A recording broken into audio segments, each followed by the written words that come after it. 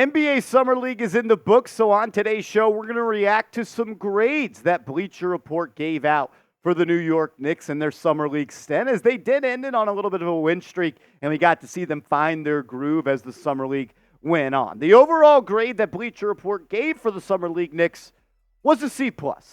And to be honest with you, I don't really think that this was fair whatsoever, and I don't want to be mean to the people that write articles for Bleacher Report. It was a terrible article. I thought that they didn't do a very good job.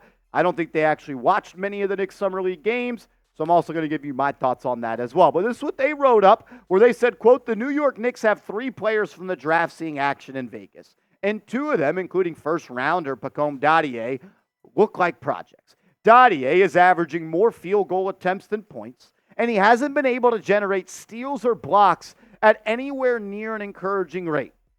He hasn't been able to generate steals or blocks at a solid rate. I don't think this is fair for Pacôme Dadiet. Did he play well in the Summer League? I don't think he played that well. Did he struggle at times? Yeah. Was it a little bit of a disappointment? Sure. Did the offensive game look clunky? Yeah. And I think that will come along over time. That was the type of prospect that a lot of people thought he was. Was an offensive guy that could put the ball in the basket. It didn't do that in the Summer League. Averaging 7 points per game, giving you 4 boards. I'll take that. 1.2 assists. I thought he flashed some playmaking. But yeah, he wasn't efficient. But that wasn't the things that they mentioned. They mentioned that he wasn't putting up steals and blocks at a high rate. That was weird to me. Here's some real scouting and some real takeaways and some real analysis.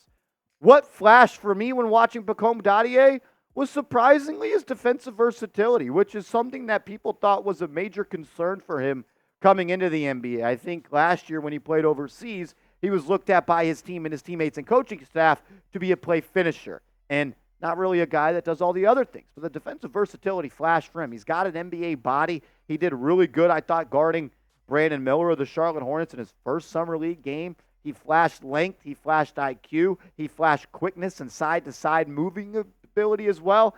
I was impressed with what he brought on the defensive end. I also thought on offense that although the shot didn't fall, which it started to go down a little bit more as the season of the Summer League went on, what it flashed to me was his playmaking off of drives. And the early part of the summer session, there was a couple of times where he would drive to the basket and he would have a nice little underhand, really just drop-off pass to Ariel Hukporti or somebody else. I thought he did a really good job of letting the game come to him while also finding spots to attack and be aggressive and being a playmaker and facilitator as well.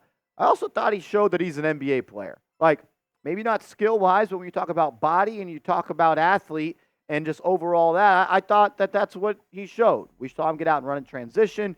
We saw him finish around the rim. We saw him get up and throw it down. We saw him just be an NBA player out there. I thought the defensive versatility, the playmaking off drives, and the athleticism of an NBA player, it popped off the screen. And I know the offense is going to come for Pacôme Dadiet. Am I the biggest fan of his? No, I don't think it was the best pick by the New York Knicks. But I think he's going to be fine. And it's going to be developing. It's going to take time. 18, 19 years old. Give him some time. Let's not worry so much about the steals and blocks numbers, and let's just go with what the eyes tell you. He looked okay. Who did look really good was Tyler Kolek, and Bleacher Report thought that he didn't look that well either, saying, like plenty other details so far, Kolek is missing too many shots, but he's looked like one of the best distributors in Vegas. He surveys the floor well and is plenty unselfish. Kolek has had at least 7 assists in each of his 4 games. I wanted Kolek to shoot more. I want him to be more aggressive. I'm like, dude, you're the best player on the floor. You keep on setting the table for everyone else. How about you keep getting downhill? What about when the Knicks needed the game-winning basket? Who did they go to? Tyler Kolek, high off the glass, lefty finish. Again, I don't think this is fair criticism by Bleacher Report. Were the percentages off? Yes, they were. Not great at 35% from the field, 31% from 3. But how about we talk about the things that popped off the screen, like 7 assists per game and 1.4 turnovers per game. He was one of the best point guards, if not the best point guard in Summer League. What about his plus-minus? Anytime he was in the game, the Knicks offense had an uptick. The Knicks just became a better team anytime he was on the floor. He's ready for the NBA, man. Like, my one takeaway is that. He is ready for the NBA. He is ready to play right away. I don't know how Tom Thibodeau is going to keep him off the floor. We know Tibbs has shown in the past maybe a reluctance to play some rookies. He's done it before. And I think Kolek should be a guy that's seeing minutes early on in the NBA season. And I really do believe he will be better with NBA talent around him. There's a difference when you drive and kick and you're kicking it out to someone in the Summer League compared to when you drive. You got Robinson here, you got Randall here, you got Mikal Bridges here, you got Anunoby here, you got DiVincenzo here, you got Hart here, you got Brunson here. You can play with both. Like, he's going to be better with NBA talent. There's going to be more space. There's going to be more driving lanes. There's going to be more opportunity to kick the ball out. I'm extremely excited about Tyler Kolek and what he's going to bring to this team. If I had to say there's anything I am worried about a little bit about his game, it is his defense. I don't know if he'll ever be an elite NBA defender.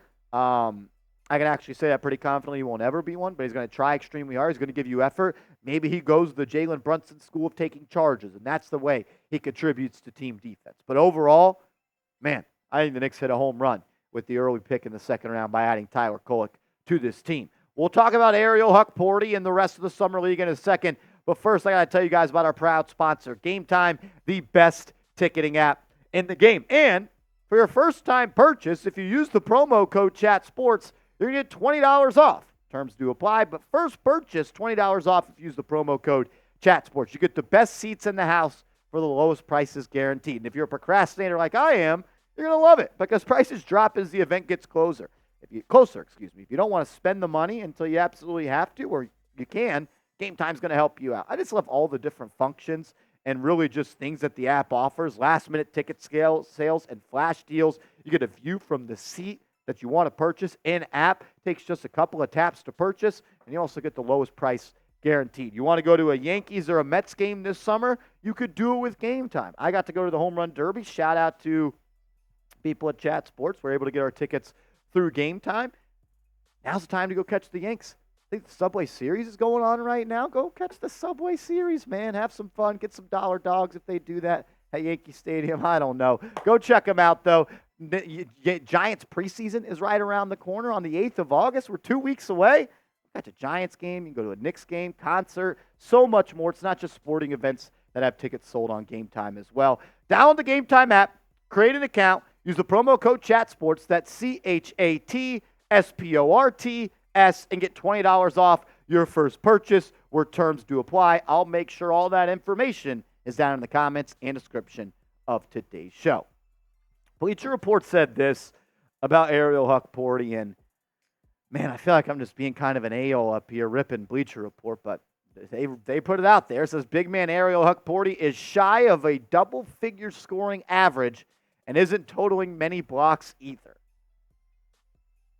What? So now we have to average 10 points per game?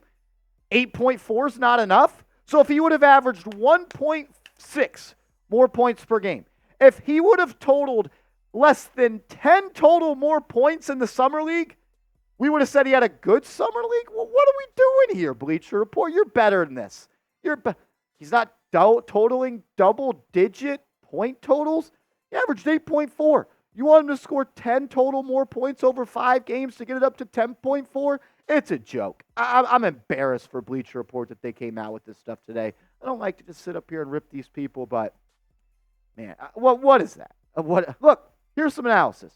I thought he showcased some nice touch around the rim. He goes with that left-handed little push shot a lot. He likes that shot. He can make it. And he showed more ability and more comfortability to be able to get that shot off and make that shot and connect as the Summer League went on. Another small thing that you only get from watching the games because they don't show us in the box score, I thought he set some damn good screens. He's a big body, man. He's got wide shoulders. He sets good screens. He gets downhill. He plays hard. I thought he protected the rim pretty decently. I thought he was aggressive, chasing rebounds. But, man, it just can't be good. An average 10 points per game.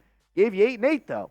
That's just ridiculous. Look, the thing they could have said was, with the loss of Isaiah Hartenstein, I think it's safe to say Ariel Hukporti is not a rotational piece on a contender yet. Can he be that one day? Absolutely. But after watching 5 games and watching him play basketball for over a week, I'm not disappointed with him. He's the last pick in the draft. I don't have that much expectations, but I do think he's got a career potentially down the road. Just right now, I don't think he could be a piece of rotation on a contender yet. And it's not because he didn't average 10 points per game. What rookie impressed you the most, though? I think I know the answer to this, but you know what?